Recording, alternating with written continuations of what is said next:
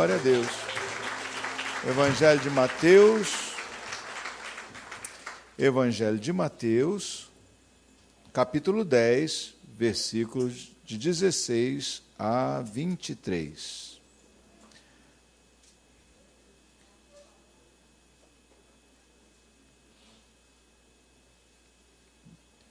Temos usado o culto pela manhã, de domingo pela manhã, para fazer a pregação expositiva do Evangelho de Mateus. Portanto, é sequencial e ponto a ponto, para que a gente possa compreender bem aquilo que temos lido e possamos, dentro de uma sequência, então, compreendermos a mensagem geral de Mateus, não só pontual, ponto a ponto, mas também o cerne da mensagem de Mateus. Diz assim, então, a palavra de Deus, no Evangelho de Mateus, capítulo 10, versículos de 16 a 23. Eis que eu vos envio como ovelhas para o meio de lobos. Sede, portanto, prudentes como as serpentes, e simples como as pombas, e acautelai-vos dos homens, porque vos entregarão aos tribunais e vos açoitarão nas suas sinagogas.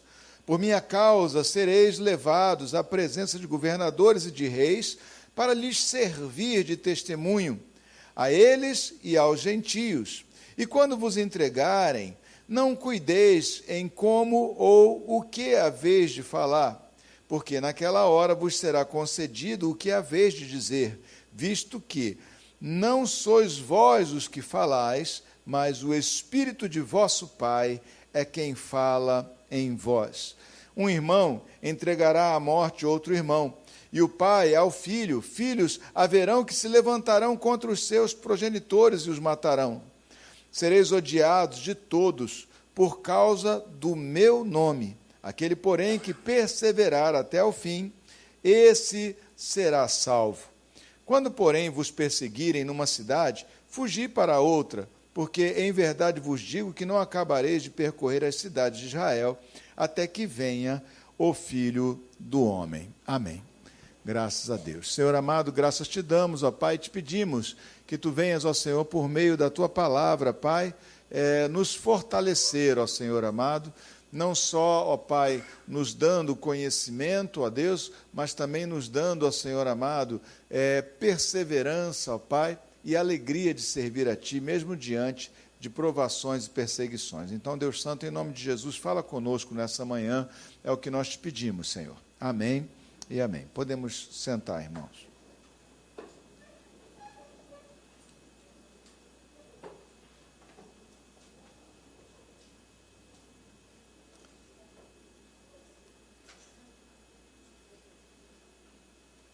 A perseguição, ela é, digamos assim, constante na história da Igreja de Jesus Cristo, desde o princípio, e ela acontecerá até o final dos tempos. E ela acontece de várias formas, desde a forma mais clara e mais material, no sentido de mais física, no sentido de perseguir, ser perseguidos, ou sermos perseguidos até mesmo procurarem matar ou machucar fisicamente os filhos de Deus, mas também a perseguição moral, aquela perseguição mais sutil, discriminatória, que vai, na verdade, minando o ânimo das pessoas, que vai criando, obviamente, uma série de dificuldades, visando com isso desestimular. Toda essa perseguição, ela tem, na verdade, um fundamento espiritual. E há um poder espiritual por trás dessa perseguição, porque, na verdade, muitas vezes as pessoas nem percebem que agem, não percebem isso como uma ação deliberada, mas não deixa de ser uma ação articulada. Não é deliberada por pessoas, mas é deliberada do poço do inferno para cima, né? Ou seja, digamos assim, é algo almejado e algo calculado e algo promovido pelo espírito desse mundo, pelo próprio inimigo de nossas almas, que obviamente, não podendo ele pessoalmente nos tocar e atingir as nossas vidas, ele usa então as pessoas que podem fazê-lo, não é? Porque nós temos autoridade, a nós foi dada autoridade sobre espíritos imundos. Todo cristão, desde o mais novo na fé até aquele que já está há muito tempo na caminhada, recebeu e tem recebido de Cristo a autoridade sobre os espíritos imundos. Mas nós não temos autoridade sobre as pessoas. As pessoas agem conforme a inclinação do seu coração, conforme são levadas ou instigadas, e nós não temos autoridade sobrenatural, autoridade espiritual sobre elas, a não ser pontualmente quando o Senhor quer dar. Mas, de um modo geral, não. A autoridade que nós temos é sobre espíritos malignos. Então, Satanás usa como instrumento para agir nessa terra, né, pessoas que ele suscita, que ele levanta, a quem ele provoca, né, para que possam perseguir a Igreja de Cristo. E é visivelmente um fato espiritual, porque muitas vezes não tem uma causa objetiva, imediata, né? apenas mesmo algo provocado por um conflito de visão espiritual, ou seja, odeiam muitas vezes ou perseguem muitas vezes apenas porque cremos no que cremos e da forma como cremos, né? Geralmente, o que se diz, ou o que se acusa hoje em tempos modernos, com palavras que estão sendo usadas mais recentemente, né, acusam-nos de intolerância. Mas quando você professa a sua fé e alguém reage intolerantemente, na verdade a intolerância está da outra parte, né, e não de quem prega com alegria. Porque geralmente a fé cristã ela é pregada e ela é anunciada pelo nosso ímpeto, ou tendo como pano de fundo o nosso ímpeto e a nossa alegria de compartilhar a experiência que temos tido em Cristo, aquilo que temos aprendido, mas muitas vezes não é recebida porque o nosso discurso e a nossa visão de mundo destoa da visão de mundo daqueles que não creem, daqueles que se perdem. É interessante porque você pode praticamente falar de quase qualquer fé, né, ou de quase qualquer doutrina, desperta curiosidade, muitas vezes nas pessoas. Mas quando alguém fala de Cristo, muitas vezes alguns se levantam e ficam chateados e magoados, e a acusação de intolerância, né, ela logo é levantada porque é o discurso mais comum, é o discurso articulado para tentar tirar a autoridade, a validade da pregação do Evangelho. Eu digo que é o discurso articulado porque existem segmentos da sociedade que articulam de fato isso, porque não têm interesses, ou têm interesses contra os interesses do Evangelho, né? Inclusive, organizações que são ditas não governamentais, mas que algumas delas são financiadas, né, pelas estruturas estatais, por meio de doações, por meio de benefícios, né, a título de promoção de igualdade de minorias, né, das minorias, e acaba sendo, então, isso voltado, na verdade, contra o Evangelho. Então, a intolerância, na verdade, há que se perguntar, né, o que é intolerância? É você compartilhar as suas ideias, ou você apresentar as suas ideias, de alguma forma algo intolerante, ou é intolerante quando alguém não permite, ou não quer, ou não deseja, ou ataca, né, a apresentação, ou a liberdade de cada um de nós de apresentarmos aquilo que nós pensamos. Porque a gente vive numa sociedade pluralista, entre aspas, democrática e com várias ideias, não é? E devemos então, e o que nós ouvimos como discurso é que nós devemos então, digamos assim, de certo modo, ser tolerantes e ouvir todas elas, mas quando você vai falar do Evangelho, a coisa já fica um pouquinho mais complicada para algumas pessoas. Por quê? Porque são doutrinadas desta forma, a reagirem imediatamente, e muitas vezes doutrinadas, obviamente o tempo todo por Satanás, no sentido do espírito desse mundo, mas muitas vezes doutrinadas por segmentos sociais, ou segmentos articulados mesmo, que têm outros interesses mais. Mas aqui Jesus não está pensando, não está falando propriamente dito da nossa realidade atual. Ele está falando de uma situação muito mais focada aqui para aquelas pessoas da situação daquele tempo.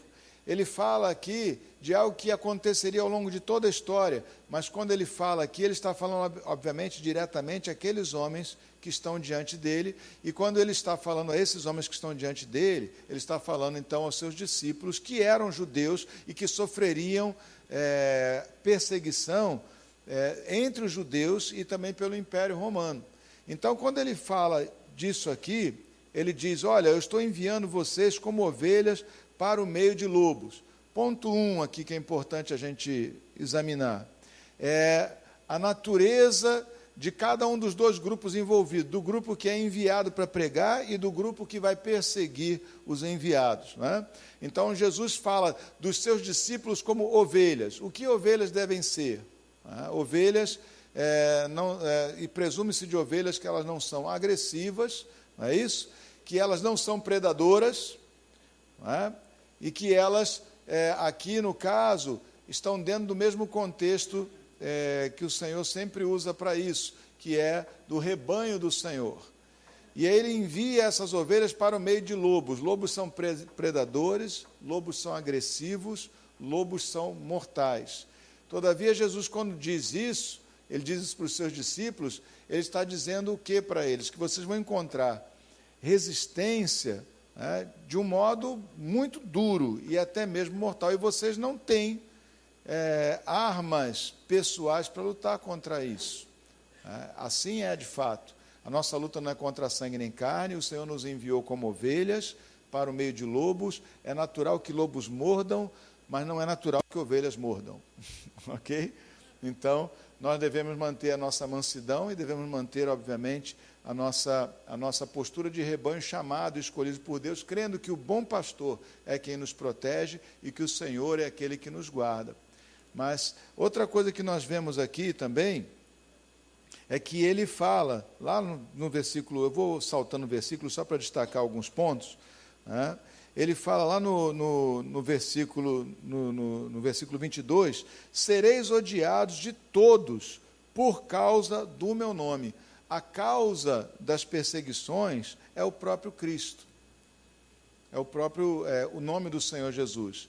A causa das perseguições, na verdade, é uma rejeição ao próprio Senhor Jesus. Então, ela é uma perseguição de natureza espiritual e, portanto, deve ser não só vista como espiritual, mas se algum combate houver, tem que ser no campo espiritual, no campo da palavra de Deus, no campo da oração, e no campo do testemunho cristão. Sereis odiados de todos por causa do meu nome.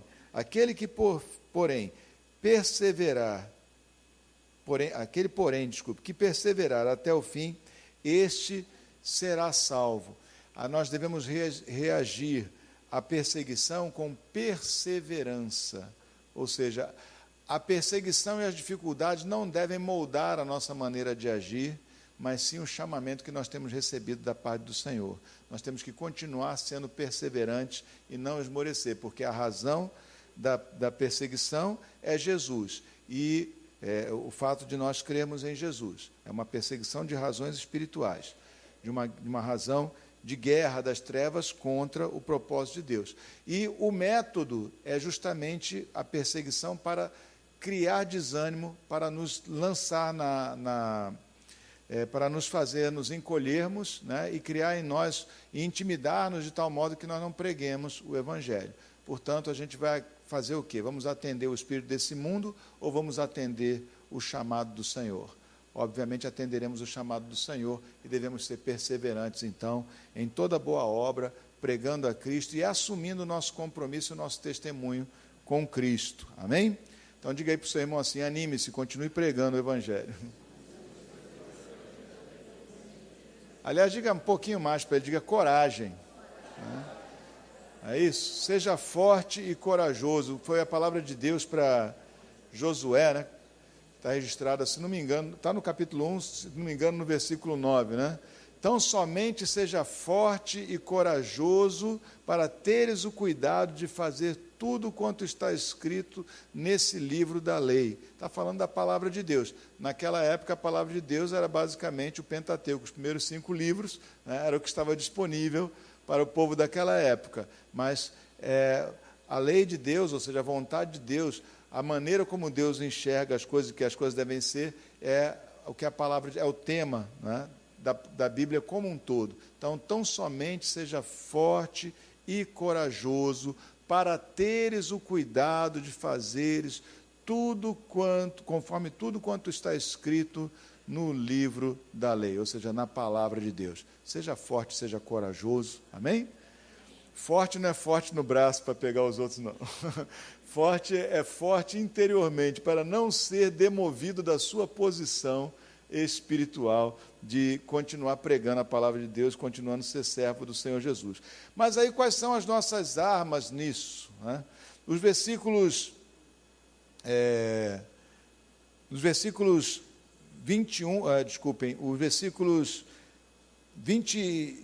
19 e 20, desculpem, eu pulei aqui. Os versículos 19 e 20 falam um pouco mais dessas nossas armas. Na verdade, lá pelo 18 a gente já começa a ver. Olha, por minha causa sereis levados à presença de governadores e de reis, para lhes servir de testemunho, a eles e aos gentios. O que Jesus está dizendo aqui é que muitas vezes nós seremos arrastados a outras situações. No caso aqui ele fala de governadores e reis, porque era um poder político da época, né? E vocês vão ser levados à presença deles. Por quê? Porque os governadores e os reis eram as pessoas que julgavam, né? Eram os tribunais, né? A instância superior dos tribunais era diretamente com os governadores e reis. Você, como judeu, poderia ser julgado no sinédrio, mas se aquele caso se tornasse rumoroso demais, certamente você ia acabar parando na mão do governador ou na mão do rei, né?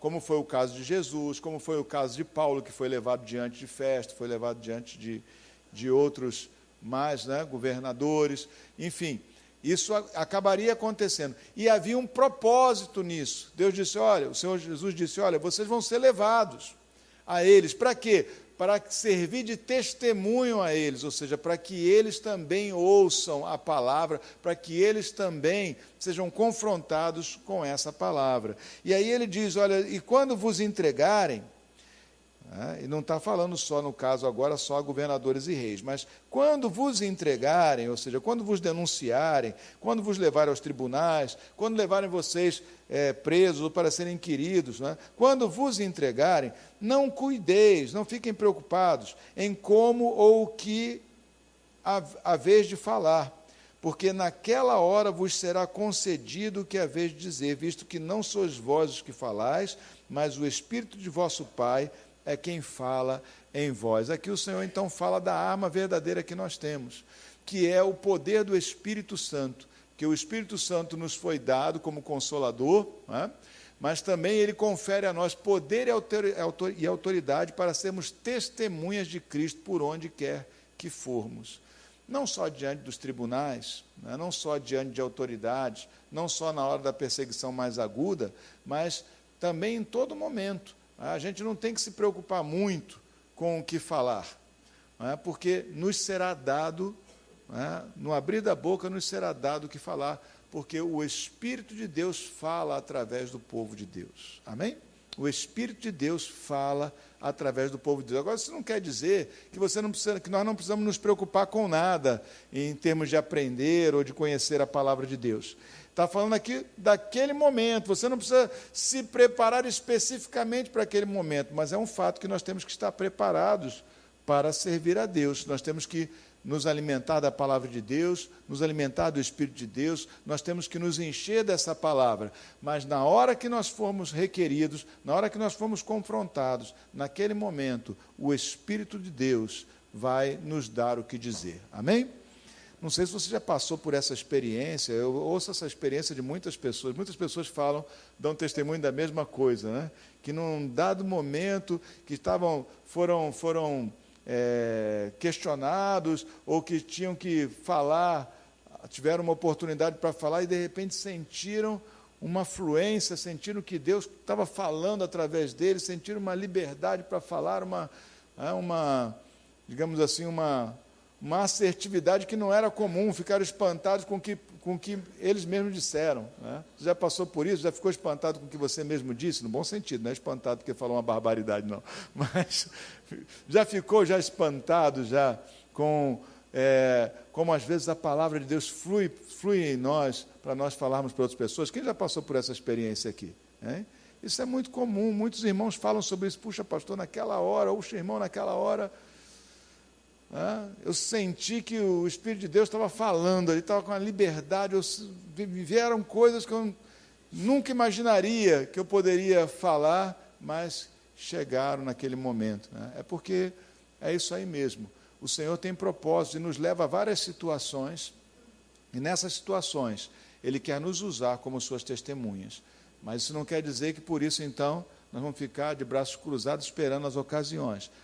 Todos nós temos que ser conhecedores da palavra de Deus. E o Espírito vai nos trazer à memória, ou vai nos fazer lembrar, como está escrito lá no Evangelho de João, nos fará lembrar das palavras que o Senhor Jesus tem falado para nós. Amém?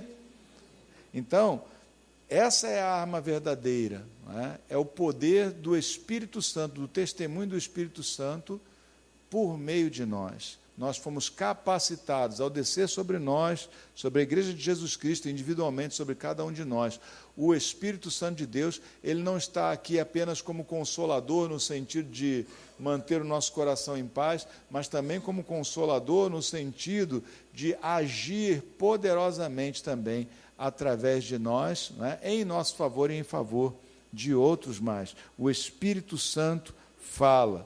E aí nós temos, mais ao final, esse versículo 23 aqui, que ele apresenta dois problemas aqui. Eu vou citar logo o primeiro.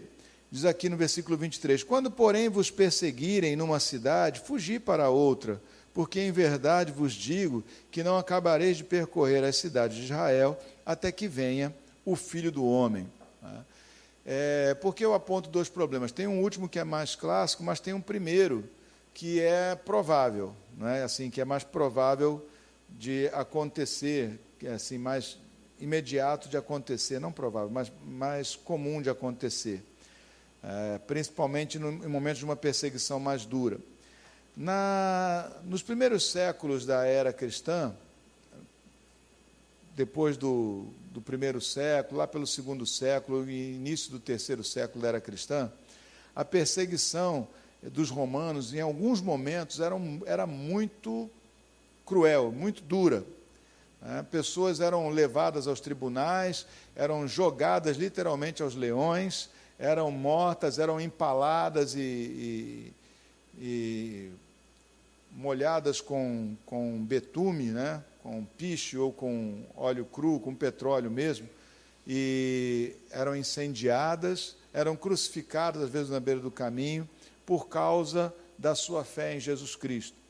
Muitos cristãos naquela época começaram, ouvindo as histórias dos martírios, das pessoas que sustentaram a fé até o final, mesmo debaixo de ameaças, mesmo debaixo de dificuldades, muita gente se empolgou e começou a procurar o próprio martírio. Começou, de certo modo, a serem provocadores do próprio martírio. E muitos deles, por agirem, obviamente, infantilmente e sem nenhum mando de Deus para isso, acabavam depois, na última hora, renunciando, negando a Cristo para escaparem do martírio. Então, era muito comum pessoas no auge da perseguição, algumas pessoas infantilmente fazerem esse tipo de coisa, e aqui tem uma orientação do Senhor Jesus totalmente contrária a isso. O Senhor Jesus não quer que nós nos entreguemos ao martírio, ou que nós desafiemos as pessoas com o intuito de provocar alguma vitimização em nós mesmos. Ele diz aqui, quando, porém, vos perseguirem numa cidade, fujam para outra cidade. Ou seja, ele fala claramente, fuja quando te perseguirem, evita a perseguição. E nesse caso específico, quando eles muitas vezes iam fugindo de cidade em cidade, na verdade isso também cumpria um propósito de Deus, porque quando houve a perseguição maior em Jerusalém, ainda no período apostólico, lá em Atos dos Apóstolos tem essa narrativa, né? Quando a igreja foi perseguida em Jerusalém, os cristãos fugiram de Jerusalém, né? E isso foi um espalhar de brasas, é como você espalhar brasas, né? E aí surgem vários novos focos de incêndio, né? O que aconteceu, na verdade, é que aquela perseguição que levantaram contra os cristãos de Jerusalém acabou espalhando gente, pregando por todas as cidades em volta e por onde iam. Iam fugindo e iam pregando, iam fugindo e iam pregando, iam fugindo e iam pregando e espalhando. Ou seja, acabou cumprindo um propósito de Deus. Nós vemos que alguns dos apóstolos ficaram em Jerusalém, mas, vamos dizer assim, a comunidade geral foi perseguida e se espalhou por todo o território. Fugindo, eles foram fugindo e foram pregando e foram espalhando o evangelho também. Então, Deus tem os seus propósitos, né? Às vezes nós somos resistentes também, e Deus aqui, no caso, espalhou a igreja, e assim espalhou a palavra também, espalhou a mensagem do evangelho. Mas temos um problema aqui a partir da segunda metade desse versículo, né? Jesus diz assim: em verdade vos digo que não acabareis de percorrer as cidades de Israel até que venha o Filho do Homem. Aqueles que olham para a palavra de Deus com incredulidade, ou mesmo com má vontade e malícia, vão dizer que aqui nós temos uma profecia que não foi cumprida, né? Uma profecia que Jesus fez e não foi cumprida, porque ele não voltou até hoje, né? E então o que parece aqui um retorno imediato não teria sido cumprido. Se você for olhar do ponto de vista mais imediato, ou seja, que Jesus está aqui orientando os seus discípulos para enviá-los a uma missão dentro do território de Israel, e olhar apenas para essa cena, soltar do contexto escatológico, porque você tem que lembrar o seguinte: aqui no capítulo 10 de Mateus, Jesus ainda não tinha revelado para os seus discípulos, até esse ponto do Evangelho de Mateus, Jesus não tinha revelado aos seus discípulos que ele ia morrer, que ele ia ressuscitar, não é? Que ele ia aparecer a muitos e depois ele ia subir ao céu e voltaria no futuro. Nada disso estava em foco ou na mente dos apóstolos, dos discípulos nesse momento. Nem a morte de Jesus eles sabiam, eles nem sabiam que Jesus teria que morrer. Para eles estão seguindo o Messias chegou e está mandando eles pregarem na cidade de Israel, enviando eles. Então, se você extrair daqui ou excluir daqui o contexto escatológico, trouxer essa frase de Jesus apenas para aquele momento histórico, aquele momento exato, o que você vai ver é que ela não faz sentido escatológico. Ele teria aqui falado para os seus discípulos daquela missão imediata. Ele estava enviando aqueles homens para aquelas cidades, e ele disse que ele ia, né? Ele diz assim, em outro texto aqui, ele manda eles para pregarem nessas cidades, e ele diz que iria pregar nas cidades deles, daqueles homens que ele está enviando. E o que ele estaria dizendo, então, excluindo-se o contexto escatológico, é que antes que eles cumprissem a visita a todas aquelas cidades, ele estaria num determinado ponto de encontro, se encontrando com eles.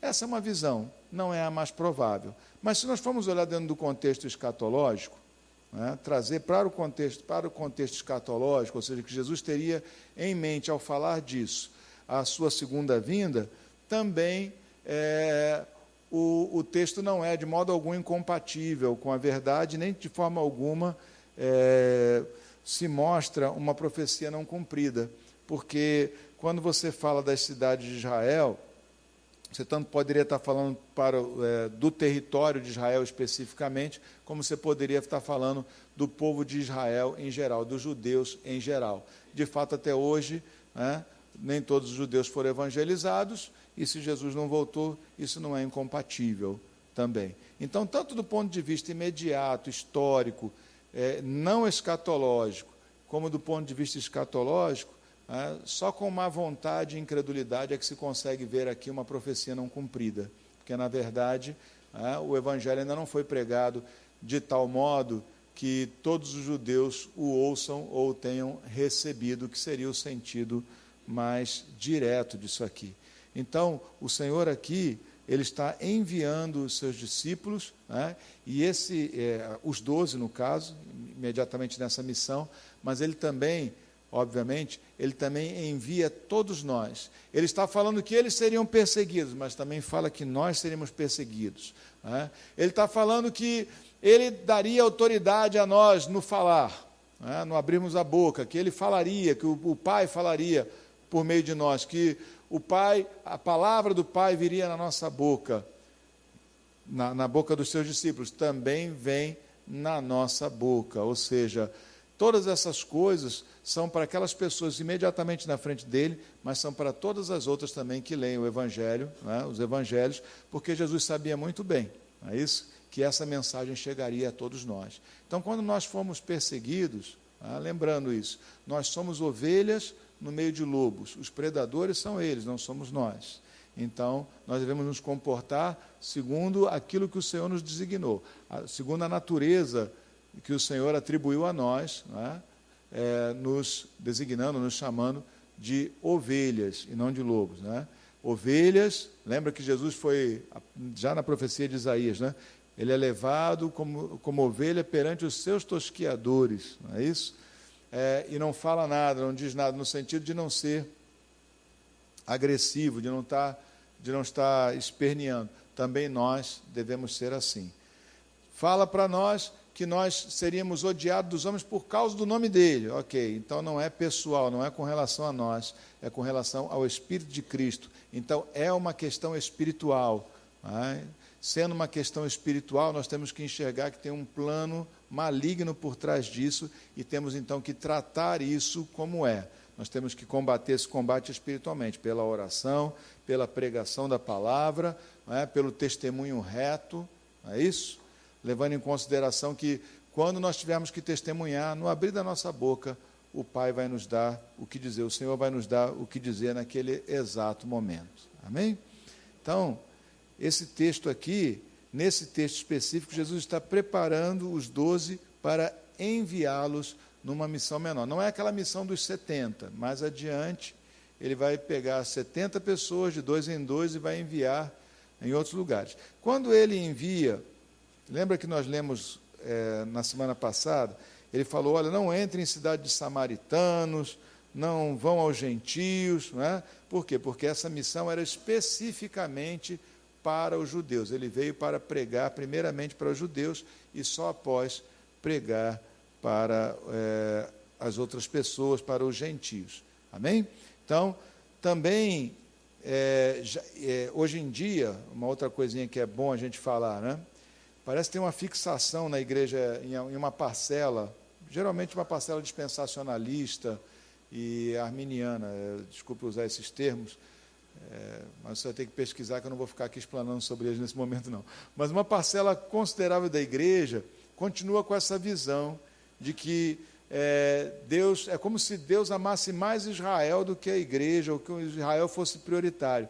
Esse tempo passou, querido, porque Jesus já foi rejeitado pelos judeus, ok? E a pregação agora é para todo mundo. Se a pessoa é judeu ou se não é judeu, isso são detalhes. Nós temos que continuar pregando o evangelho para todas as pessoas. Naquele primeiro momento é que os judeus eram uma prioridade, porque tinha que haver um cumprimento profético disso, era o compromisso de Deus com Abraão, com o patriarcado, né, que ele levantou lá atrás, né, ele tinha que primeiro, o Messias viria primeiro para a casa de Israel. Mas, uma vez rejeitado, e ficou clara essa rejeição, então, os discípulos, já na primeira geração, partiram para pregar para os gentios. O apóstolo Paulo, onde chegava, ele pregava primeiro na sinagoga. Não é? Por quê? Porque ainda estava cumprindo essa missão aos judeus, mas, posteriormente, pregava a todas as pessoas. Isso já não é mais uma realidade para nós. Não é? A gente não tem mais que ficar preocupados com o Israel, no sentido de Israel, dos judeus. Nós temos que nos preocupar com eles tanto quanto com qualquer outra pessoa, porque o verdadeiro Israel não é o Israel segundo a carne, mas é o Israel segundo o Espírito, que é a igreja de Jesus Cristo. Amém? Que é o povo que creu na mensagem do Senhor e que tem andado segundo o seu compromisso. Tá? Alguns vão argumentar, mas a palavra de Deus diz que o Senhor vai enxertar Israel de novo. Vai, isso aí ele vai enxertar Israel no sentido de pessoas que são hoje ainda do judaísmo. Toda hora ele está fazendo isso. Mas tem que lembrar que o verdadeiro Israel é Israel segundo o Espírito e não Israel segundo a carne, segundo, vamos dizer assim, a genética, né, de Abraão. Amém? Então, a palavra de Deus aqui para nós hoje, né, é que nós seremos sim perseguidos por causa do Evangelho, mas nós devemos perseverar e não devemos esmorecer. É algo previsto. Você vai receber perseguição na sua casa, é algo previsto. Né, é algo previsto. A família, muitas vezes, reage contra, né, reage mal à conversão de um dos seus membros ao Evangelho. Mas nada disso deve ser para nós motivo de espanto, porque o Senhor Jesus já tinha dito que isso ia acontecer. Né? Nem deve ser tão pouco entendido como algo que deve nos machucar pessoalmente. Mas nós devemos continuar firmes e perseverando na pregação do Evangelho, mesmo diante das perseguições. Amém? Vamos orar então, nós vamos participar da mesa do Senhor.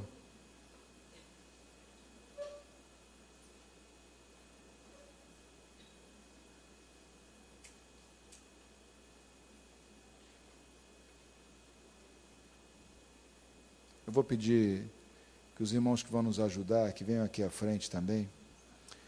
Senhor amado, nós te agradecemos, Pai, porque nós podemos contar com a Tua presença, Senhor, porque o Teu Santo Espírito nos guia a toda a verdade, porque o Teu Santo Espírito nos municia, nos dá, ó Pai amado, as armas certas para combatermos o mal. Já que o nosso combate é o bom combate da fé, então, ó Senhor amado, é com as palavras, é com a palavra de Deus e as palavras que nós proferimos, falando dessa palavra de Deus, é que nós combatemos, ó Deus. Então, Deus Santo, em nome de Jesus, aviva em nós, Senhor, a fome e a sede da Tua palavra, para que, tendo nós recebido ela, em nós possamos dá-la a outros, ó Senhor. Dá-nos, ó Senhor amado, firmeza diante dos momentos de perseguição, para que o nosso coração não balance, o nosso ânimo não se estremeça e esmoreça, mas que no nosso coração, Senhor, nós possamos ter o firme propósito de continuar servindo a Ti, mesmo diante de perseguição, não sendo nós de modo algum provocadores, mas gente que enquanto anda, testemunha de Cristo. Gente que enquanto vive, faz da sua vida um testemunho do Senhor Jesus. Gente que confia que as nossas armas são espirituais, que nós somos de natureza diferente, não somos predadores, não temos dentes pontudos para morder, não estamos postos por Deus para arrancar pedaços dos demais e feri-los, mas para, como ovelhas, irmos, não segundo o poder da carne, mas segundo o poder do Espírito. Faz isso conosco, Pai. Te pedimos isso, Senhor. Dá-nos essa coragem, Pai, e essa certeza, em nome de Jesus. Amém e glória a Deus.